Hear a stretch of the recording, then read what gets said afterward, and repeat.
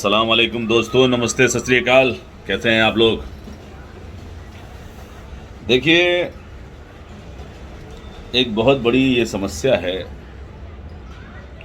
जो लोग अकबर को बाहर का कहते हैं या जो लोग अकबर के बारे में और मुग़लों के बारे में गलत कहते हैं, या तो उन्होंने भूगोल नहीं पढ़ा है या फिर हिंदुस्तान का इतिहास नहीं पढ़ा है। अगर आप हिंदुस्तान की हिस्ट्री देखेंगे तो बाबर जब हिंदुस्तान आया तो हिंदुस्तान में ही बस गया। हिंदुस्तान के अंदर उसने हिंदुस्तान की मिट्टी को अपनाया। और बड़े दुख की बात है कि जिस मुग़ल कालीन में अकबर जैसा ग्रेट गुजरा, आज हम उस पर सवाल करते हैं, उस पर सोचते हैं, उस पर हम उल्टी सीधी बातें करते हैं। आम आदमी जिसने मुग़ल कालीन की हिस्ट्री नहीं पढ़ी है वो कुछ भी बोलता है। Hindustan in the richest in the world, richest in the world था, जानते हैं किसके काल में? अकबर के काल में। अकबर एक ऐसा बादशाह था जिसके काल में 300 साल तक मुग़लों के शासन को अगर हम देखेंगे तो कोई सिविल वार नहीं हुआ, कोई झगड़ा नहीं, कोई लड़ाई नहीं। आप मुझे ये बताइए कि अंग्रेज़ करने क्या यहाँ आए थे? जब रोमन कैथलिक यानी कि कैथलिक जब सब आपस में लड़ रहे थे बाहर दुनिया में, उस वक्त बाबर की नस्लों में से निकला हुआ अकबर वो इतिहाद की बात करता था, भाईचारे की बात करता था। कश्मीर से कन्याकुमारी तक उसने रोड बनवा दिए। उसने हर वो काम किया जिसमें भाईचारा रहे, एकता रहे। कोई किसी को ये ना कह सके कि मैं हिंदू हूँ, मैं मुसलमान हूँ। और अगर आप हिस्ट्री को कायदे से देखेंगे, पढ़ेंगे, समझेंगे तो आपको ये पता चलेगा ऐसा कुछ है ही नहीं।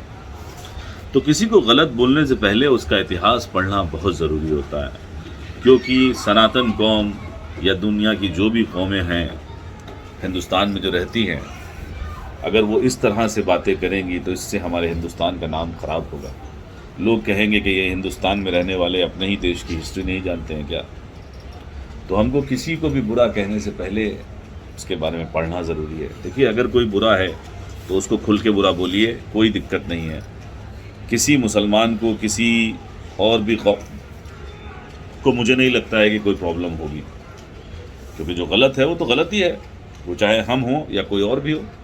लेकिन जो गलत नहीं है, जिसके आगे इतना बड़ा ग्रेट लगा है, अकबर दी ग्रेट, और आज अगर उसके बारे में लोग गलत कहें तो ये दुख की बात है। हिंदुस्तान के जितने भी मुग़ल गुजरे हैं उन्होंने हिंदुस्तान के अंदर डेवलपमेंट किया है।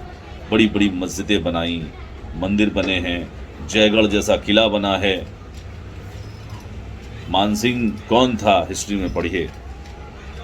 जितने भी मुग़ल रहे हैं उनकी शादियां सिर्फ और सिर्फ राजपूतों में हुई हैं, उसके अलावा उनकी कोई बीवी नहीं रही थी। यानी कि जो भी नस्ल निकली वो हिंदुस्तान से ही निकली।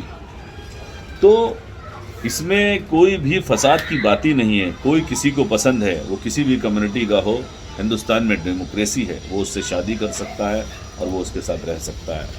तो आज जो चीज़ें हैं, लव जिहाद या कुछ भी इस तरह की चीज़ें, तो ये चीज़ें देखिए, इंसान गलत कहीं भी हो सकता है, वो चाहे हिंदू में हो, चाहे मुसलमान में हो, या किसी भी कौम में हो।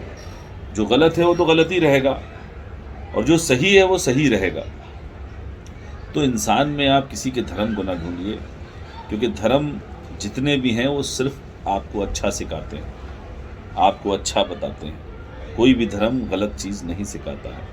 अगर किसी आफताब ने किसी लड़की के साथ गलत कर दिया तो इसका मतलब ये नहीं है कि वो पूरी कम्युनिटी पे चीज़ें आ जाएं। कम्युनिटी से उसका कोई लेना देना नहीं होता है, धर्म से कोई लेना देना नहीं होता है। जिसके साथ जो गुज़रता है वो जानता है, वो उसकी पर्सनल लाइफ है। तो लोग अगर आज इस बातों पे ये कहना शुरू कर देंगे कि ये मुसलमान कौम ऐसी है, ये धर्म ऐसा है, इसमें जिहाद है, इसमें लड़ाई है, ऐसा कुछ भी नहीं है। हमारा दीन बहुत अच्छा है अल्हम्दुलिल्लाह। और जो दीन के अच्छे मानने वाले हैं वो चाहे जिस धर्म के भी हों वो बहुत अच्छे होते हैं। वो कभी किसी का नाहक खून नहीं बहाते हैं, कभी किसी को परेशान नहीं करते हैं, कभी किसी के साथ जुल्म नहीं करते हैं।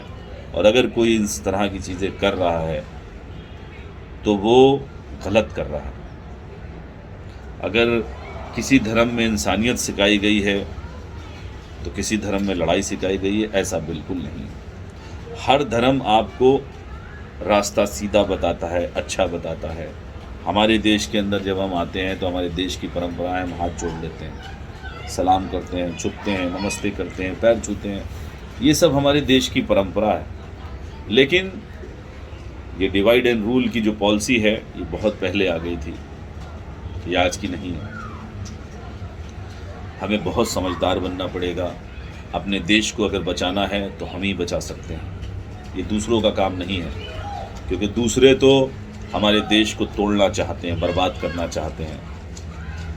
वो चाहते हैं कि ये जो हिंदुस्तान में 20-25 करोड़ मुसलमान रहते हैं इनको वो भड़काएं, इनमें आग लगाएं और डिवाइड एंड रूल की पॉलिसी अपना करके देश को कभी भी तरक्की के रास्ते पे ना आने दें। अगर हिंदुस्तान के अंदर ये सारे फसाद, ये सारी बातें ख़त्म हो गई, फेसबुक, इंस्टाग्राम, इन चीज़ों पे जो आपसी फसाद होते हैं इसकी जगह भाईचारे की बात होने लगी तो हमारा देश ऐसे हो जाएगा, रॉकेट की तरह हम निकल जाएंगे, हमें कोई नहीं रोक पाएगा। हिंदुस्तान बहुत जल्दी, आप देख लीजिए, हम रहें या ना रहें, आने वाली नस्ल रहे या ना रहे, हिंदुस्तान वर्ल्ड की सबसे बड़ी ताकत बनेगा इंशाअल्लाह ताला। और ये चीज़ हम सब देखेंगे, ज़रूर देखेंगे। फिर भी मैंने ये कह दिया है कि हम रहें या ना रहें, लेकिन हिंदुस्तान वर्ल्ड का नंबर 1 फिर से बनेगा, जैसे हम नंबर 1 थे।